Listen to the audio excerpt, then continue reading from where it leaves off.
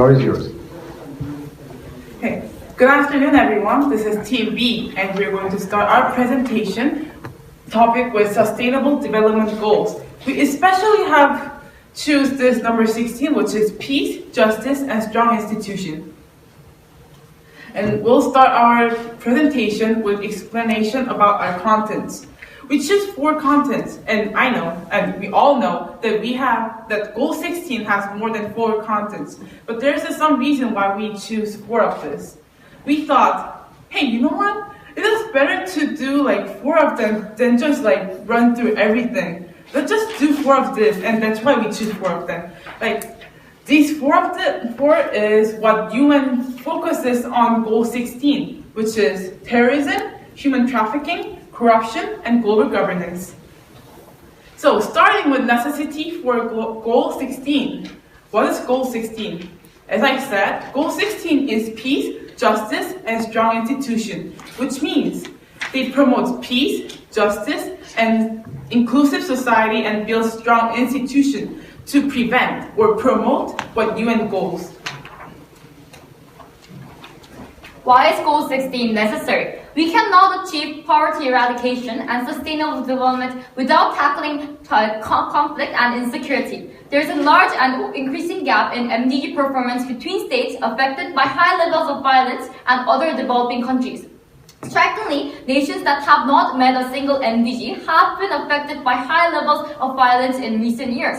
For example, in Brazil, the homicide rate is one of the highest in the world, and the murder rate was 5 times higher than the global average. For many of the poorest countries in the world, it is impossible to reduce poverty significantly and achieve economic growth as long as violence and insecurity prevails. That is why we need to strengthen the rudiment, the base of these actions, to move on further. And we believe that the rudiment itself is Goal 16. Today we want to talk about 4 major criteria that Goal 16 targets, and I'll move the speaker to Moon Hee-ji. Hello. Today I'm going to talk about terrorism and what the UN does to combat it. The use of terrorism threatens use of premeditated, politically motivated violence against non-combatant targets by sub-national groups. Terrorism is carrying out explosions, creates danger to human lives and causes tremendous material damages, usually to influence an audience.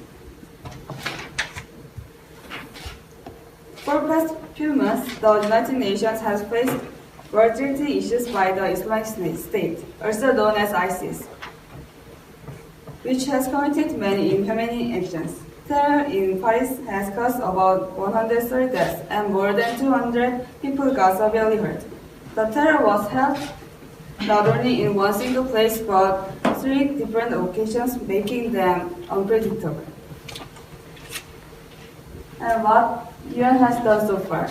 UN nations has created CTED, the Counter-Terrorism Committee Executive Directorate. The regulations made by CTED are to criminalize the financing of terrorism, to deny all financial support for terrorist groups, etc.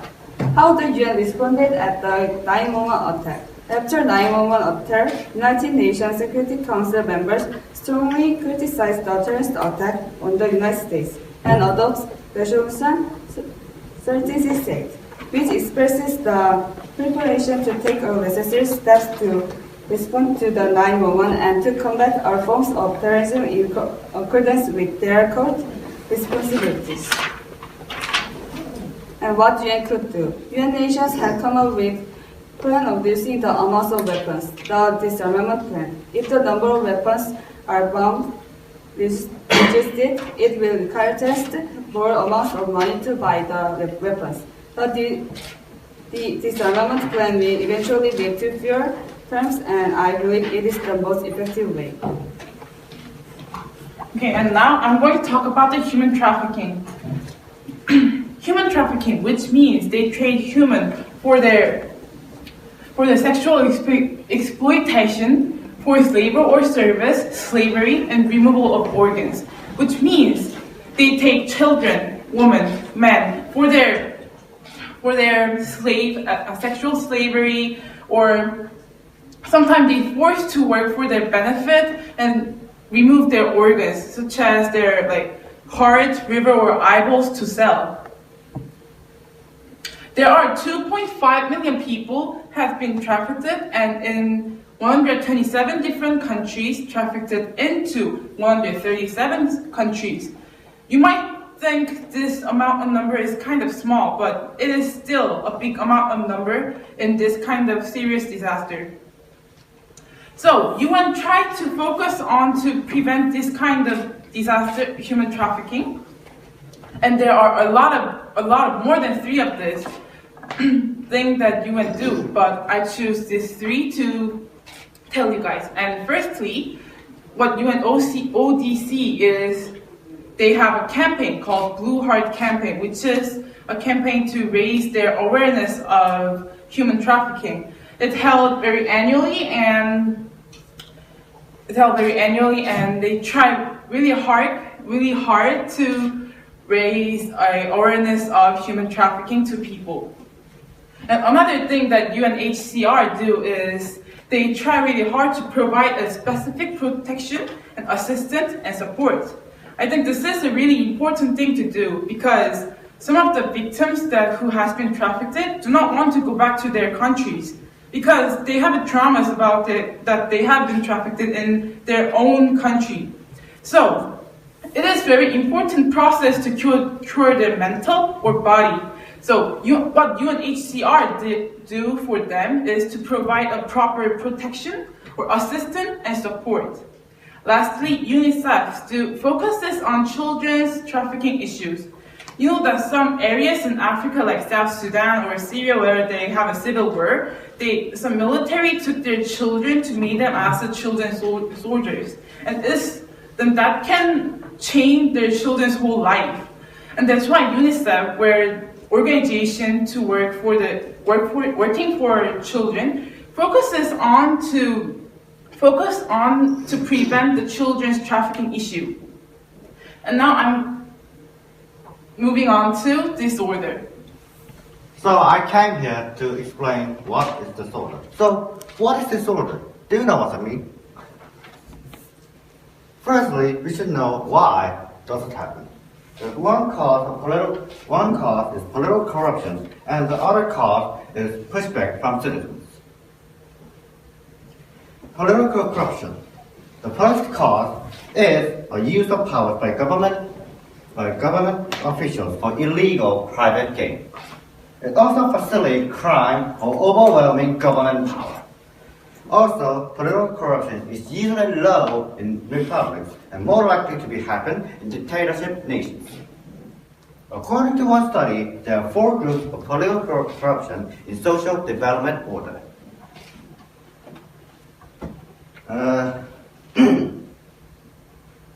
First one, dictatorship. First one is a dictatorship political corruption. As you can see, North Korea's supreme leader, Kim Jong-un, would be a great example. Second one is classic corruption. Do you know who that woman is? It's French, no? Right? Is it Queen? Of course she's queen. She is last royal highness in French kingdom, the Marie Antoinette. Because she spent too much money buying treasury things like jewelry.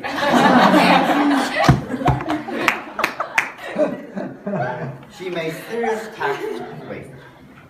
Third one is elite cartel corruption. It usually happens in some developed countries such as Korea and Singapore. Lastly, market lobbying corruption is a political corruption that usually happen in most developed countries such as America or some Europe. Pushback on citizens. First, the second cause is pushback from citizens, and it is urgent change of society or political system due to previous corrupted system or society. So pushback goes in peaceful way at first, but later it accompanies violence. Well, I think French Revolution would be a great example of this. Well, at first they made national convention and they would like to negotiate in peaceful ways. Like, we should negotiate with King. But later, they decide to have and riot like a violent way. Like, we should kill the king, murder the king.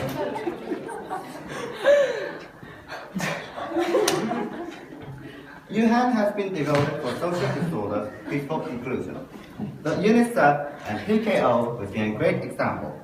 The UNICEF offers aid to help refugees to rebuild their society. And also, PKO helps to end up the war of conflict and supports refugees to make a good comeback.